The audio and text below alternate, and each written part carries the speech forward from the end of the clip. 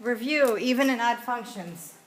An even function, if I put negative x into the original equation instead of x, I get back to my original function.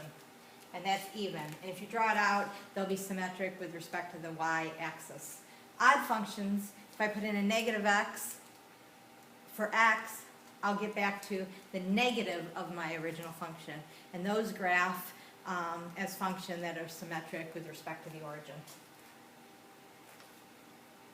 Polynomial functions. We're going to identify polynomial functions. We're going to determine the zeros. We're going to graph them. We're going to do a lot of different things with the polynomial functions. A polynomial can be written in the form a sub n, x to the n, plus a sub n minus 1, x to the n minus 1, plus, and so forth. And all this little subscript stuff means is if I have a power like a to the 18th, and I might have a number in front of that, all a sub n is saying is that is the constant term that goes with the variable that has the 18th power. That's all that means. So don't let the notation get you confused. Polynomials are expressions whose exponents are non-negative integers and the coefficients are real numbers. The expressions a sub n, x to the n, and so forth are called the terms.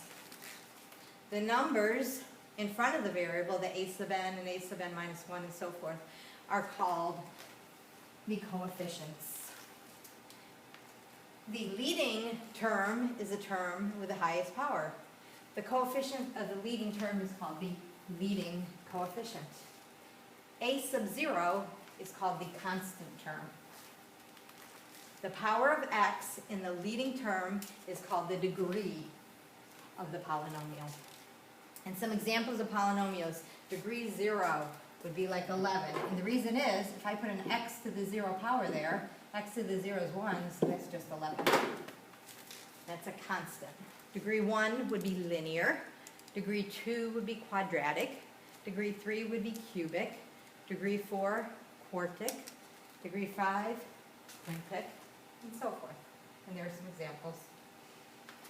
Any function of x such that p of x is equal to 0 is a root of the equation and a 0 of the function. Also think about it, p of x is your y, so y is equal to 0. So when you're graphing it, I hope you know that y is equal to 0 along the x-axis. So wherever it crosses the x-axis, that is a root of the equation or a 0 of the equation. 2x cubed minus 32x is equal to f of x. Is that a polynomial function? I hope you can look at it in the definition and tell me, yes, that is a polynomial function. What is the 0 of the function? Well, I told you that y had to be 0. Y is f of x. So that is equal to 0. So let's solve it. So if I take that equation and factor out an x and also a 2, I have 2x is equal to x squared minus 16 equals 0. And let me factor it a little more. And now I can tell you what the zeros are. 2x is equal to 0, so x is equal to 0. X minus 4 is equal to 0, so x is 4. X plus 4 is equal to 0, so x is negative 4. So those are my zeros. The next one, is it a polynomial function? Nope, because of it, x in the denominator. But you could probably find the 0 of the function. That's setting y equal to 0. So if you set that equal to 0, the only way this can equal 0 is if the numerator were equal to 0. So really, you're just solving numerator equal to 0. You get negative 1.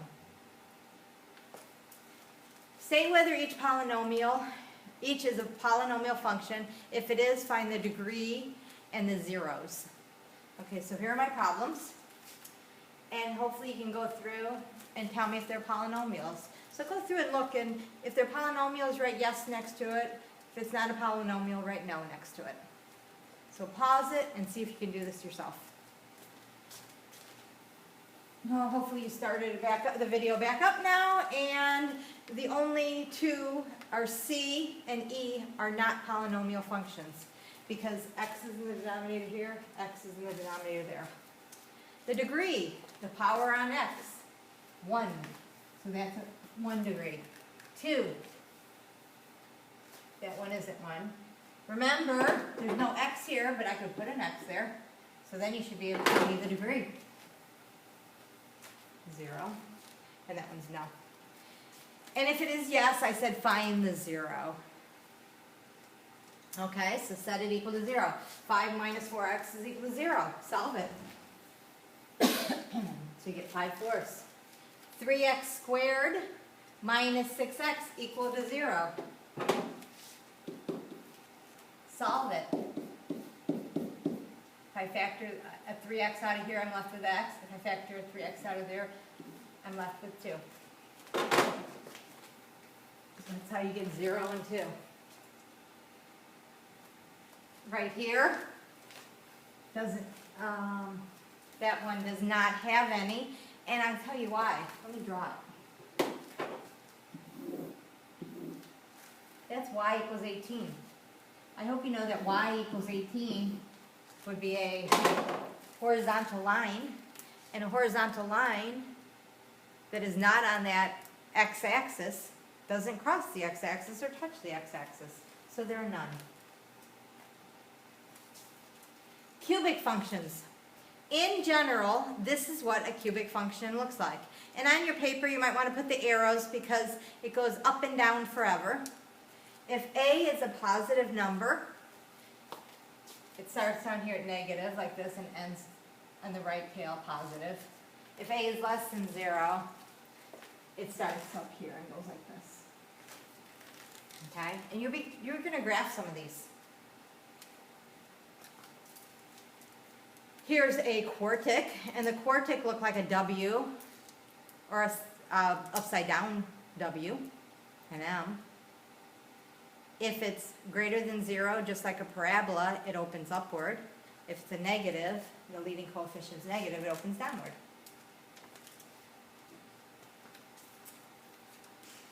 Okay, so here are some graphs that I have here. These are the zeros right here, where it crosses the x-axis. Those are zeros. When you have a graph that goes straight through the x-axis, it'll be a single root. So let's say this is at -1 and this is at -2. And let's say this one's at +1. That's where it crosses the axis. When I'm looking at it, to get 1, if you solve x minus 1 is equal to 0, that's how you get 1. So that contributes the factor of x minus 1. If this were -1, this would contribute the factor of x plus 1. Set that equal to 0 and solve, you get -1. And if this crossed at -2, that factor would be an x plus 2. Set that equal to 0, that's how you get the -2.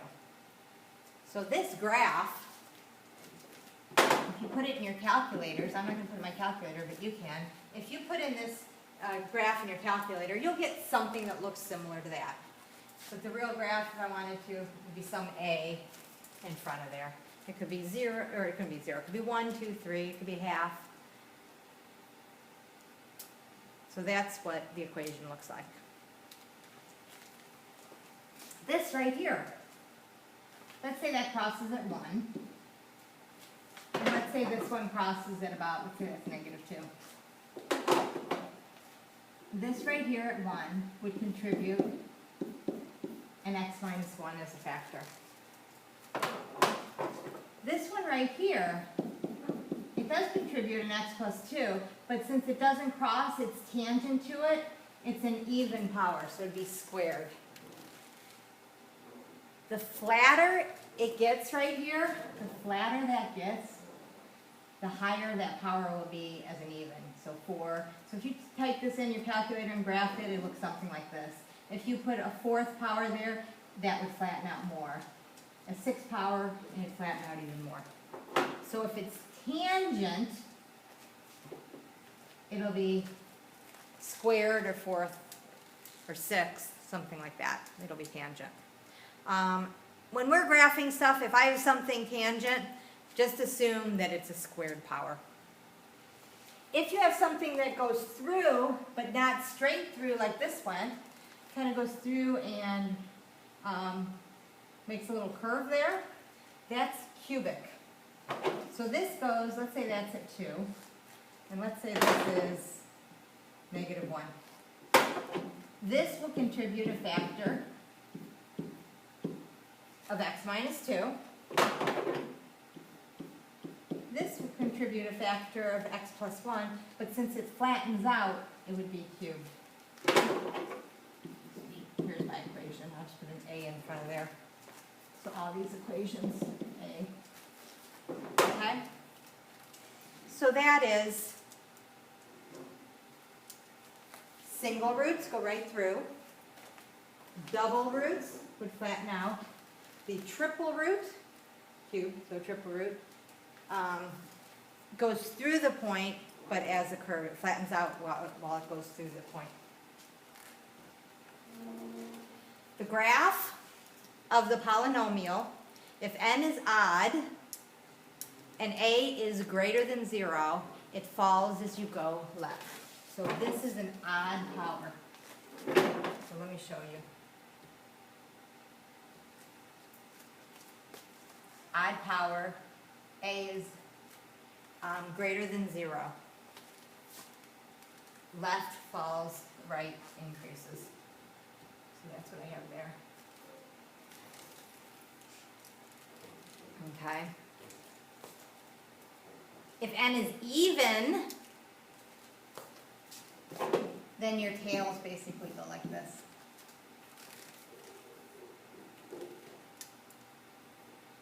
Okay? If it were odd, your tails would go like this.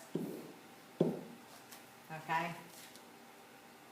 And I didn't draw it because if it were a squared for even, it would just be the u, the parabola. If it were the fourth, it would look like kind of like a w and so forth. So it's a, if a is positive, and you go right and left on an even power, both tails go up. If your power or degree is an odd degree, as you go left, the tail falls. As you go right, the tail increases. So this is the n behavior. So if it ever asks you the n behavior, you could say for this, as x goes to infinity, so as x goes this way, you can see that y is also going to infinity. You can see this one, as x goes to negative infinity, y also goes negative. So you can say as x goes to negative infinity, y goes to negative infinity. Okay, so that's the n behavior of the tails. So let's graph one of these. I want to graph x plus 1 times x minus 2 times x minus 1. If you want to graph something, the very first thing you have to do is factor it. This is already factored, so we don't need to factor it. Your zeros would be -1, 2, and 1. So let's graph those. -1, right there, 2, and 1. Okay? So there I graphed them. Now we're going to do a sign analysis. So just like we did before, I'm going to pick something less than -1. I'm going to pick something between -1 and 1. I'm going to pick something between 1 and 2. And I'm going to pick something greater than 2. So less than -1. If I put that in there, if I put in, let's say, a -2. So plug in a -2 in your equation. You have a -1, -4, -3. When you multiply all that, you have -12. So let's graph it. Let's say each one is 2, 4, 6. How about each one this way is 4? So there. 4, 8, 12. I'm going to do that as 4. Oh, sorry. Negative, though. -12. Oh, I did it as 2. Sorry, I saw I did it there. Let me do it as 2. 2, 4. Didn't see my scale. 2, 4, 6, 8, 10, 12. There's negative 12. Between 1 and negative 1. And I wrote mine, I don't know why I did that. Negative 1 and 1. So I picked 0. So when you plug in 0, you get 2. So let's graph that. So there's that point. Between 1 and 2, let's say 1.5. And when I plug that in, I'll get 5/8. So at 1.5, I'll get a little more than a half, so maybe right there. And greater than 2, let's say 3. Plug it in, I get 8. 3, 2, 4, 6, 8. Okay, so my graph looks something like, and I'm not going to have you, when you graph them, be completely accurate. I just want an idea. So it goes something like this. Hold on, what did I do here? I graphed something wrong. Yes, I did. Negative 5/8. I knew it was wrong because I knew these were all single roots and I had to go through.